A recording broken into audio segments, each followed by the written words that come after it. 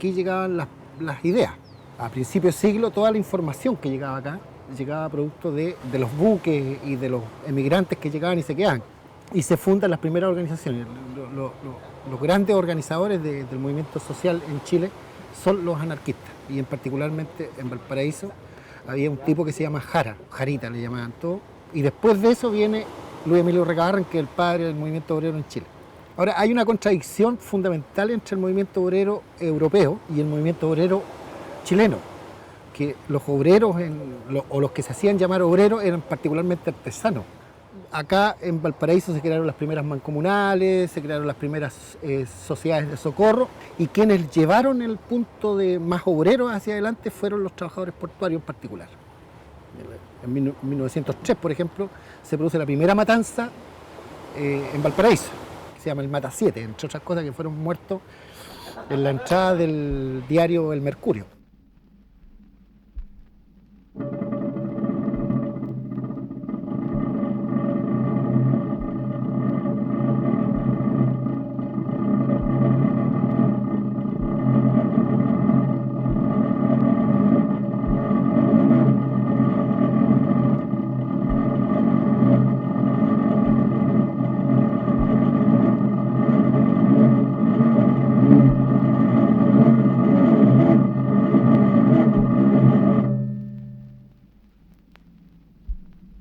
La misma empresa que era la explotadora en aquellos momentos es la misma que hoy día es la tercera empresa a nivel internacional con respecto al tema portuario y naviero, que es la Sudamericana de Vapores. El movimiento obrero se divide en dos grandes sectores a nivel nacional. Uno que eran los obreros, y los otros lo que llamamos nosotros la burguesía de los obreros, que estaba compuesta por los trabajadores del cobre o de la minería y los trabajadores portuarios.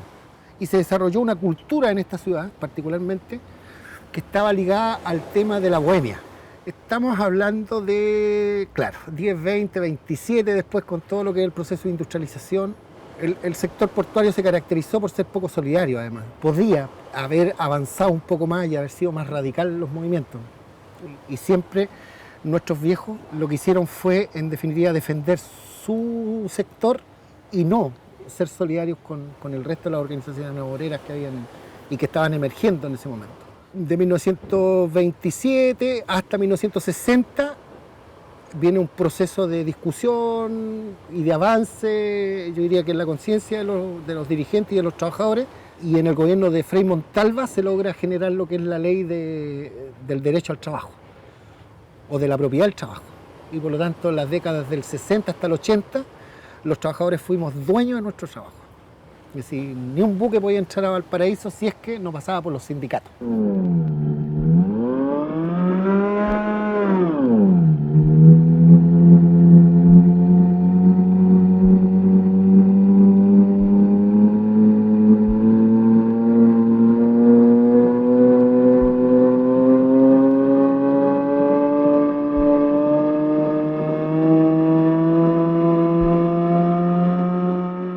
Y en 1981 el Fondo Monetario Internacional, la dictadura militar, determinan entonces que los trabajadores en este sector ganaban mucho y por lo tanto se borra de un plumazo todos los derechos que teníamos ganados hasta ese momento.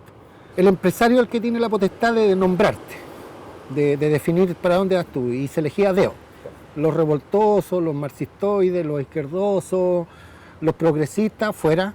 Se borró de una plumada ese sistema y pasamos a este nuevo sistema con una sobreexplotación increíble, de 130, 180 dólares que ganábamos por turno, porque era por producción. El 81 pasamos a ganar no más de 15 dólares. Por lo tanto, eso tuvo un impacto tremendo en lo que es la microeconomía de la ciudad. Se cerraron cientos de almacenes en ese tiempo. Todo lo que tenía que ver con la cultura bohemia de los portuarios también se murió. Y toda esa ganancia que había y que se repartía en miles de trabajadores hoy día se concentra en muy pocas manos. De hecho, por eso somos el país con una de las peores redistribuciones de los ingresos que hay en América Latina. El golpe militar tiene que ver con una venganza de la oligarquía chilena en contra de los trabajadores, que habían logrado avanzar no solamente en el tema de de la capacidad de compra, sino que habían avanzado en términos de la proyección de una sociedad más justa. Y eso se refleja con toda la actitud de la derecha más reaccionaria con respecto a la muerte de tantos dirigentes sociales. Los mejores hijos de la clase obrera fueron asesinados y los que no fueron asesinados los transformaron en ovejas dóciles. Después de eso viene la ascensión de la democracia, entre comillas. La mayoría de los dirigentes sindicales son cooptados por el gobierno, se nos meten lo que son las famosas ONG y empiezan a direccionar el pensamiento de los trabajadores a través de cursos, capacitaciones, etcétera, etcétera. Y se nos plantea en definitiva que hay que hacer un gran acuerdo nacional para que no vuelva la dictadura y por lo tanto nosotros teníamos que bajar el nivel de las peticiones y de las reivindicaciones hasta que esta democracia estuviera consolidada para poder avanzar. Bueno, el caso es que llevamos 4 periodos presidenciales y bueno, y la alegría que nos prometieron todavía no llega.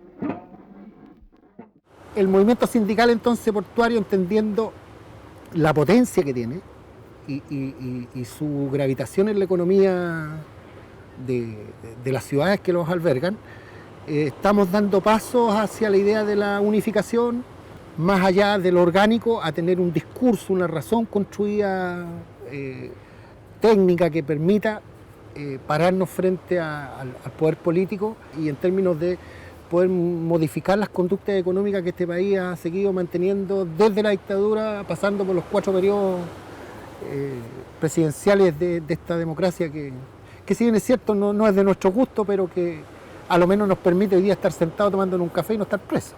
Las ciudades en Chile se forman, o los asentamientos humanos se forman a partir de los puertos.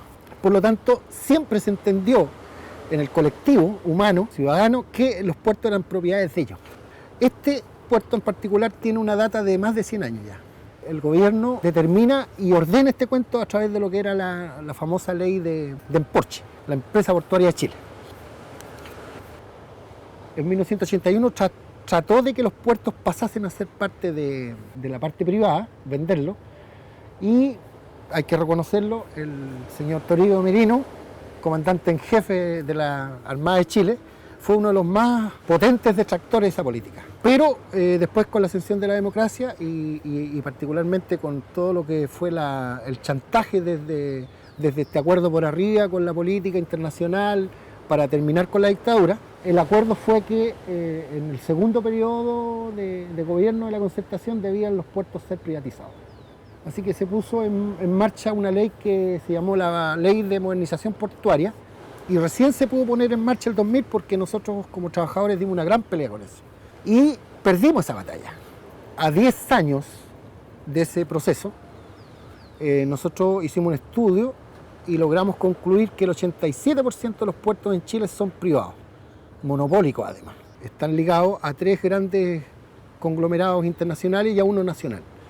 El primero es el grupo alemán, que es el más potente, la familia von Appen, fascista, entre otras cosas, su abuelo. Después viene el grupo Claro y el otro grupo es el grupo Urenda.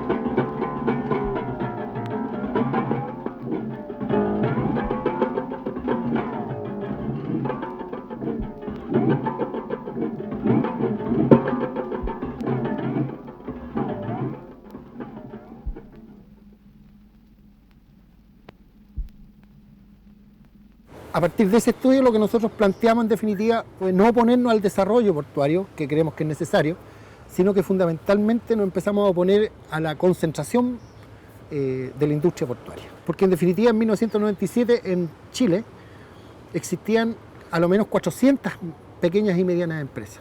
Hoy día no tenemos más de 40. El monopolio se comió a 360 empresas. Hoy día lo que estamos planteando derechamente es que el Estado sea quien invierta en la generación de nuevos puertos en Chile. Porque en definitiva este país necesita tener un plan general de desarrollo portuario, cuestión que no la tiene. Cada empresa autónoma del Estado a nivel nacional, que son 10, tiene la potestad para generar un plan maestro, pero no hay una coordinación y un desarrollo. Y lo segundo que estamos planteando es la Ley General de Puertos en Chile, que no solamente regule el tema de la libre competencia o de la competencia o como quieran llamarla, pero que también que se preocupe del tema de la relación capital-trabajo. Es una industria súper desregularizada con respecto a la relación capital-trabajo. Más del 90% de los trabajadores son desregularizados y tienen contratos que duran 7 horas y media. Entonces tú trabajas 7 horas y media y quedas cesante. Es decir, nosotros el año pasado logramos tener licencias médicas, antes no teníamos. Los viejos no tienen derecho a pedir créditos para poder estudiar su hijo en la universidad.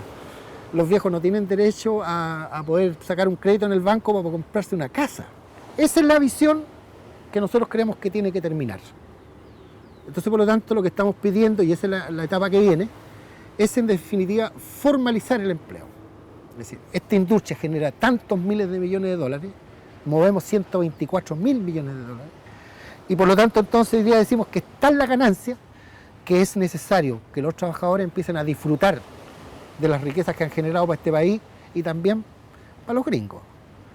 A esta altura Chile está a punto de cumplir 200 años de república y los trabajadores en este sector en particular sufren las mismas condiciones laborales que teníamos al principio de la república. Los empresarios que han ganado mucho dinero, a los cuales se les han regalado los puertos en Chile, cuando llegó el momento de la crisis, ellos dijeron que no tenían ninguna relación contractual con nosotros y que nuestra relación con ellos era simplemente esporádica, eventual y transitoria, por lo tanto ellos no tenían por qué asumir el costo de la crisis.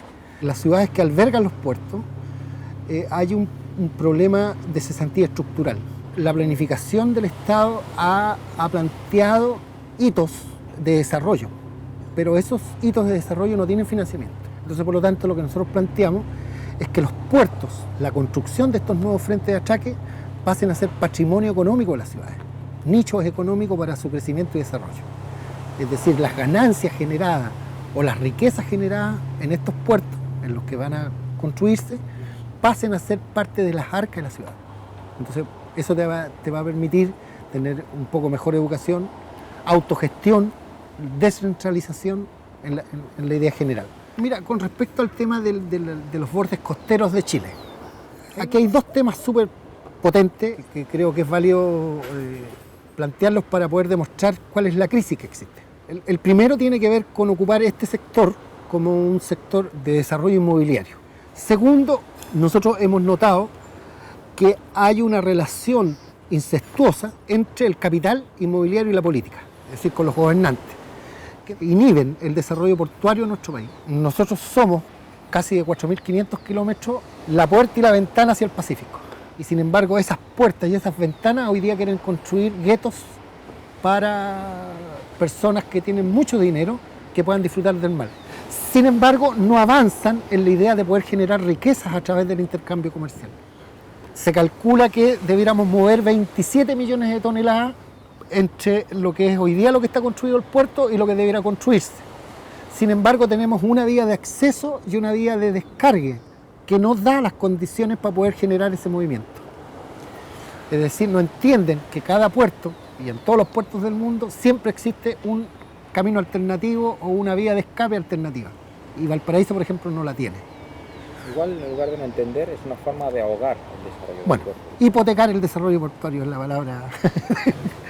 Y decimos que, en definitiva, aquí lo que debe hacerse es proteger la industria que genera más riqueza. 1/3 de todos los recursos y de todas las riquezas que se generan en esta ciudad se producen por el tema del puerto. Entonces nosotros creemos que a partir de esa idea es necesario que el Estado invierta, que el Estado construya nuevos muelles o nuevos frentes de atraque que tengan a lo menos una duración mínima de 100 años. Por lo tanto, nos oponemos a los intereses mezquinos de las inmobiliarias y de los políticos que hoy día son socios de ellos y que quieren en definitiva como ciudad y matar toda nuestra cultura y idiosincrasia. Yo estuve en Gotemburgo hace poco, me fui a dar una vuelta en lancha ya. Entonces el tipo que iba de relator turística nos decía, mira, aquí trabajaban los obreros portuarios, aquí había un muelle, aquí había un astillero. Pareciese que el concepto de turismo que algunos tienen en este país es hacer lo mismo, es mostrar que aquí estuvieron los sindicatos, aquí hubo movimiento obrero, aquí habían huelgas, aquí descargábamos buques. A unos varios kilómetros, a 20 minutos de aquí, existe lo que se llama Laguna Verde. Y eso tiene la gracia de ser reserva de la biosfera. Ahí se produce la condición primaria para el alimento. Y hay algunos pelotudos que quieren construir un puerto ahí. Son los mismos que te he nombrado yo, estos dueños del 87% del puerto, quieren construir. Pero además ahí quieren construir un puerto carbonero, que antes era va a contaminar toda la flora y fauna. Tú en ese lugar tienes avistamientos de ballenas, de delfines, existe la nutria de mar, que hay 2 lugares en Chile donde se da y creo que son 4 en el mundo. Por lo tanto, nosotros, esa es una pelea que tiene que ver con nuestra orgánica, pero también tiene que ver con nuestra cuestión personal. O sea, nosotros pensamos que derechamente tenemos que dejar a nuestra descendencia lugares aptos para vivir y vivir bien. Y no por el afán de ganar más y de hacerse más ricos de lo que son, vamos a permitir que maten esa posibilidad.